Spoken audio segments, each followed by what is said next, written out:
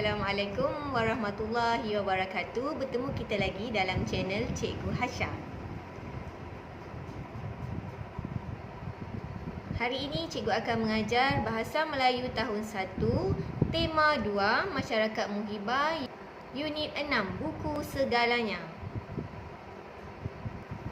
Standard kandungan 5.1, memahami fungsi dan menggunakan kata mengikut konteks.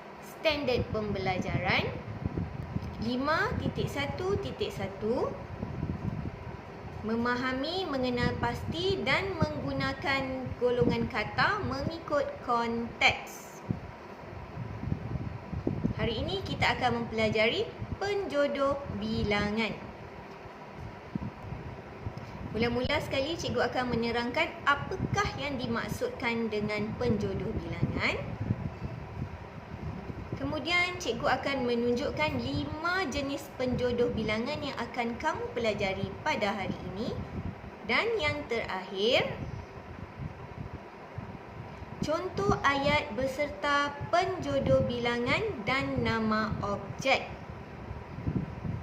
Untuk pelajaran hari ini, kamu boleh rujuk buku teks Bahasa Melayu muka surat 35 dan buku aktiviti Bahasa Melayu jilid 1 muka surat 40.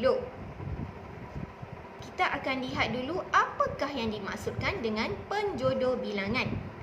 Penjodoh bilangan ialah kata yang digunakan bersama-sama dengan kata bilangan untuk membilang kata nama konkret seperti haiwan, benda, tempat dan lain-lain. Okey, selepas ni cikgu akan tunjukkan contoh supaya kamu lebih jelas apakah yang dimaksudkan dengan penjodoh bilangan. Awak boleh rujuk buku aktiviti Bahasa Melayu jilid 1 muka surat 40. Okey, aktiviti 5A. Tulis nama objek di kawasan sekolah yang menggunakan penjodoh bilangan di bawah. Okey, cikgu gariskan kawasan sekolah. Jadi benda-benda yang awak perlu namakan perlulah berada di dalam kawasan sekolah. Tak kiralah di pusakaan, di kelas, yang penting dalam kawasan sekolah. Okey, kita lihat penjodoh bilangan yang pertama iaitu biji. Biji ini merujuk kepada objek yang berbentuk bulat ataupun buah. Telah diberi bola. Okey, bola. Awak lihat, bola ni ada 10. Kenapa dalam buku ni letakkan 10 bola? Untuk aktiviti yang seterusnya, awak akan tahu nanti jawapan. Sekarang kita lihat penjodoh bilangan yang kedua iaitu buah. Buah merujuk kepada benda yang besar, tempat, kenderaan ataupun bangunan. Okey, cikgu letak gambar kereta. Okey, gambar kereta. Kemudian penjodoh bilangan yang ketiga iaitu batang. Batang merujuk kepada objek yang lurus, panjang serta keras. Okey, cikgu letak gambar pensel. Ada 3 pensel. Okey, kemudian penjodoh bilangan yang keempat ialah bilah. Bilah merujuk kepada objek yang tajam seperti gunting, pisau. Okey, cikgu letakkan gambar gunting. Dan yang terakhir sekali, penjodoh bilangan yang terakhir ialah helai. Helai merujuk kepada objek yang lembut, nipis dan rata. Okey, cikgu letakkan gambar apa? Gambar baju. Okey, pada muka surat yang sama, buku aktiviti Bahasa Melayu jilid 1 muka surat 40, bahagian A kita telah namakan objek yang berada dalam kawasan sekolah mengikut penjodoh bilangan yang telah diberi. Sekarang untuk bahagian B kita akan bina ayat berdasarkan penjodoh bilangan dan nama objek.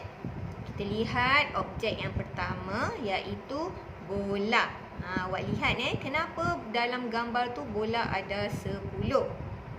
Okey, kita lihat pula ayat yang telah diberi. Ada 10 biji bola di dalam stor sukan. Sebab itulah gambarnya ada 10 biji bola. Dah tahu kan kenapa? Okey, kita akan lihat semula apakah yang dimasukkan dengan penjodoh bilangan supaya kamu lebih jelas. Okey, penjodoh bilangan ialah kata yang digunakan. Kata yang digunakan merujuk kepada penjodoh bilangan bersama-sama dengan kata bilangan. Okey, kata bilangan ni merujuk kepada berapa banyak objek tu ada. Contohnya bola ni tadi ada 10. 10 merupakan kata bilangan. Untuk membilang kata nama konkret. Kata nama konkret ni merujuk kepada objek. Objeknya ialah bola. Jadi terhasillah ayat ada 10 biji bola di dalam stor sukan. Okey, kita lihat pula penjodoh bilangan yang kedua, iaitu buah. Okay, cikgu letakkan gambar 2 kereta. Kita bina ayat berdasarkan penjodoh bilangan buah. Ada 2 buah kereta di hadapan pejabat. Okey, ada 2 buah kereta di hadapan pejabat. Mengikut bilangan kereta yang kita letakkan dalam gambar.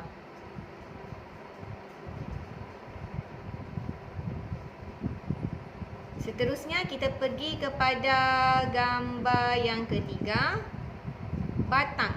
Penjodoh bilangan batang. Cikgu letakkan gambar pensel. Okey, ayatnya,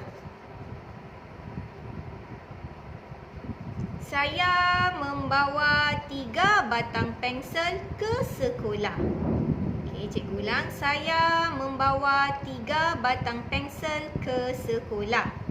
Itu ayat penjodoh bilangan batang.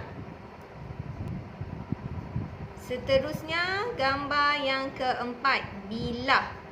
Untuk gunting, ayatnya, Cikgu Mira membeli sebilah gunting di kedai buku.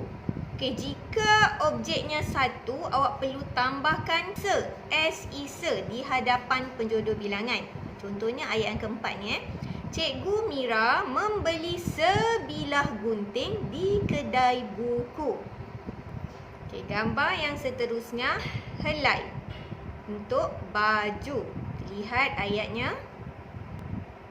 Ada 5 helai baju sukan di atas meja guru. Okey, cikgu ulang. Ada 5 helai baju sukan di atas meja guru. Okey, lengkaplah sudah kelima-lima penjodoh bilangan beserta objek yang kita telah buat pada bahagian A. Okey, ada satu lagi ayat yang ke-6. Okey, untuk ayat yang ke-6 ni kamu kena buat sendiri. Tak kisahlah kamu pilih mana-mana sahaja penjodoh bilangan yang telah kita pelajari tadi. Untuk ayat yang ke-6, cikgu memilih batang. Ayu memberi sebatang pembaris kepada Mimi. Okey, sebatang maksudnya berapa pembaris? Ya, 1. Se. Okey, se mewakili 1. Cikgu ulang semula ayat yang ke-6. Ayu memberi sebatang pembaris kepada Mimi. Lengkaplah sudah ke-6 ayat yang perlu kita bina. Okey, untuk aktiviti seterusnya kita akan rujuk buku teks bahasa Melayu muka surat 35. Okey, aktivitinya mengenal pasti dan menggunakan penjodoh bilangan dengan betul. Kita akan lihat murid-murid kelas tahun 1 Gemilang membuat projek penanda buku. Okey, kita baca dulu. Padankan sayap. Murid-murid kelas tahun 1 Gemilang hendak membuat projek penanda buku. Mereka mahu menjual penanda buku itu semasa hari kantin. Ini merupakan bahan-bahan yang akan digunakan oleh Aileen dan kawan-kawannya dalam membuat penanda buku. Sekarang kita akan lihat langkah-langkah membuat penanda buku oleh Aileen dan kawan-kawannya. Aileen melukis bentuk penanda buku pada sekeping cardboard. Penjodoh bilangan yang ada di situ ialah keping. Bikin menggunting bentuk itu dengan sebilah gunting. Apa dia penjodoh bilangan yang ada pada ayat tersebut? Bilah. Sebilah. Sebilah merujuk kepada satu gunting. Kemudian Rina menebuk lubang yang digunting dengan sebuah penebuk lubang. Okey, penjodoh bilangan yang ada ialah buah. Seterusnya, Prima mengikat lubang itu dengan beberapa helai benang bulu. Okey, penjodoh bilangan helai. Langkah yang terakhir, mereka menghias penanda buku itu dengan beberapa biji labuci. Okey, penjodoh bilangan yang ada ialah biji.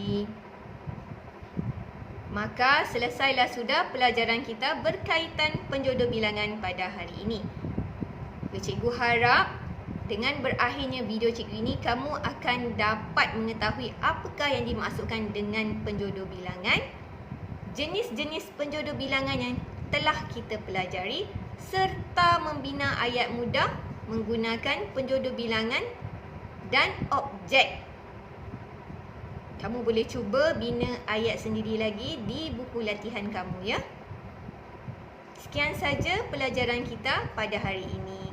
Jangan lupa subscribe channel Cikgu Hasya untuk memberi semangat kepada cikgu dalam menghasilkan video PDPC lagi selepas ini yang lebih menarik lagi. Sekian saja. Assalamualaikum warahmatullahi wabarakatuh. Bye.